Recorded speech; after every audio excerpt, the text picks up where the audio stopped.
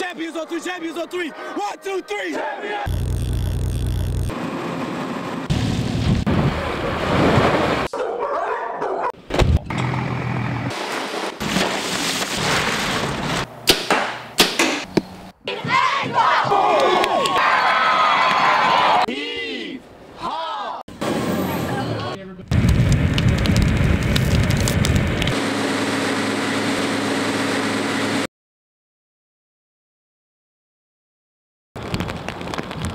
T.L. Morris sits in utter dismay following high winds and high tides produced by Hurricane Sandy.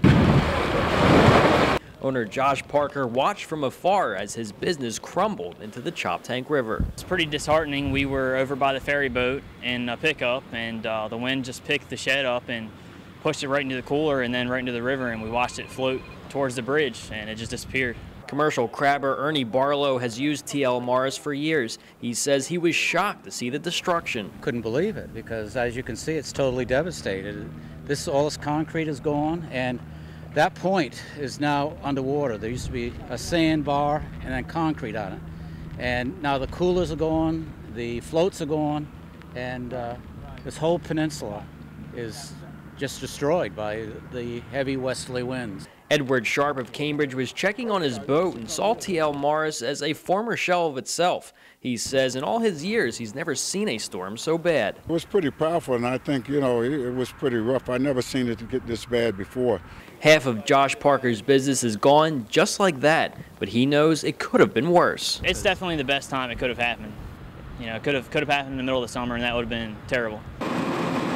State fire marshals have charged 18-year-old Jeffrey Von Smith and a 15-year-old girl for starting this fire that resulted in $250,000 in damages. Richard Alsop has lived next door to the now charred building for over 20 years. He says he's not surprised to hear it was arson. See a lot of people, you know, come past, but kids play up on the roof and all that stuff and fall on, go off in there or something, you know, a lot of stuff going on. It's empty. Since the Supreme Court singled out pit bulls as a dangerous breed in April, Eastern Shore delegate Michael Smeagol has been fighting back to get the pit bull name cleared. This issue has to be addressed this session right now to the extent that we do not hold landlords and persons who are not the owners of the animals responsible. You can't continue with the status quo. You've got to fix that. The new bill being considered by the Senate holds all dog owners liable for their pets' actions, not just pit bull owners, and Smeagol is confident a change will be made. Put us back to the common law. It will be prospective, so it does not affect the Selesky case, so that's still, they're able to get their win and proceed there. And it allows us to come back in and look at how we want to change this, if we want to change this. Because taking and saying that one breed of dog, pit bulls, are inherently dangerous is wrong. Maryland Senator Richard Colburn fully supports the newly proposed bill. He says it's not the dog that's dangerous, it's the people who teach them.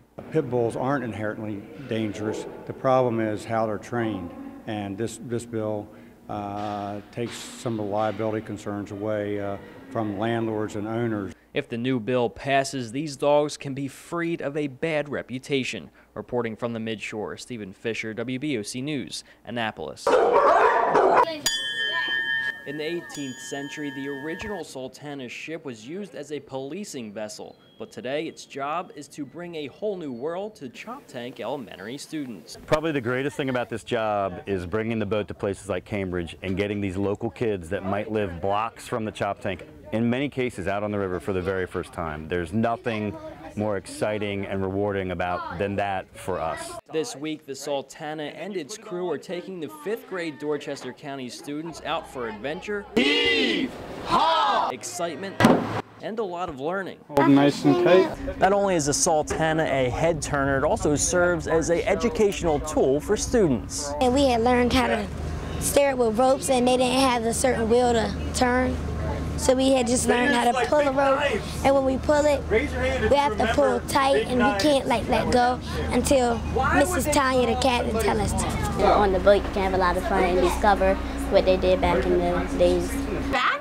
The front? The front? These students did everything from exploring the water to setting a sail, but one of their favorite parts was getting up close with sea life. Supposed to just stick on your face, but it was slimy and it kept on curving back, so it couldn't stick. A day these 5th grade students won't soon forget. guys feel better now? Let's go! Number one, baby.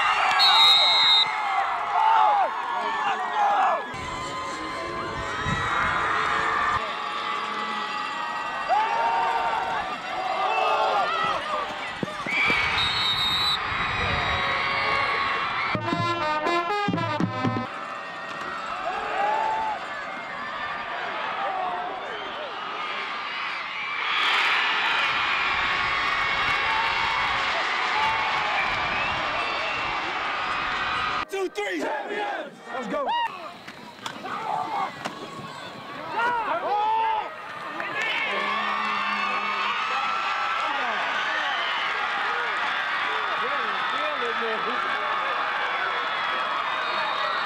He took the victory.